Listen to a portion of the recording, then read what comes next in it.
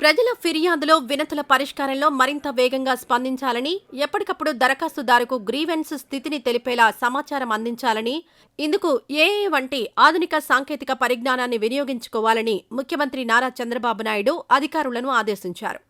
పరిష్కరించగలిగే వినతులను నిర్ణీత కాల వ్యవధిలోగా పరిష్కరించాలని చెప్పారు. అలాగే పరిష్కరించలేని వినతుల విషయంలో ఫిర్యాదుదారుకు ఎందుకు పరిష్కరించలేకపోతున్నామనే విషయాన్ని సవివరంగా తెలియజేయాలని సూచించారు. గ్రీవెన్స్ల పరిష్కారంపై మంగళవారం సచివాలయంలో ప్రత్యేకంగా సమీక్షించిన ముఖ్యమంత్రి అధికారులకు పలు సూచనలు చేశారు.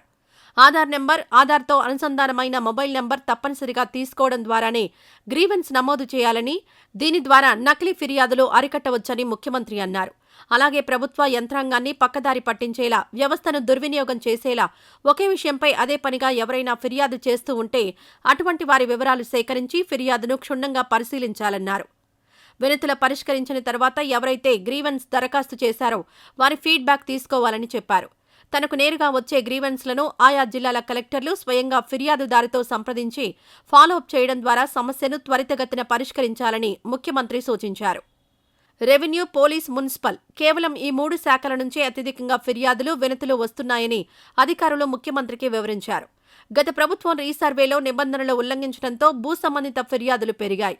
ఫిర్యాదుల్లో ముఖ్యంగా రెవెన్యూ రికార్డుల్లో భూ యజమాని పేరు మారిపోవడం, పట్టాదారు పాస్ పుస్తకాల్లో పేర్లు సవరణ, రీసర్వేలో విస్తీర్ణంలో తేడాలు వంటివి ఎక్కువగా ఉన్నాయి.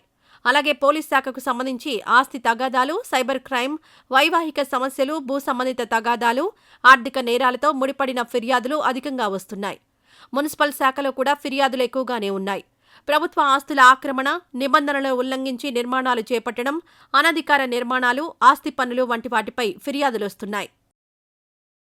ఈ వీడియో నచ్చితే లైక్ చేయండి. అలాగే మా ఛానల్ని ఫస్ట్ టైం కనుక చూస్తున్నట్టయితే ఇప్పుడే సబ్స్క్రైబ్ చేసుకుని పక్కనే ఉన్న గంట సింబల్ని యాక్టివేట్ చేసుకోండి. అప్పుడే మేము పెట్టే ప్రతి వీడియో మీకు నోటిఫికేషన్గా వస్తుంది. అలాగే ఈ వీడియో పూర్తిగా చూసినందుకు ధన్యవాదాలు.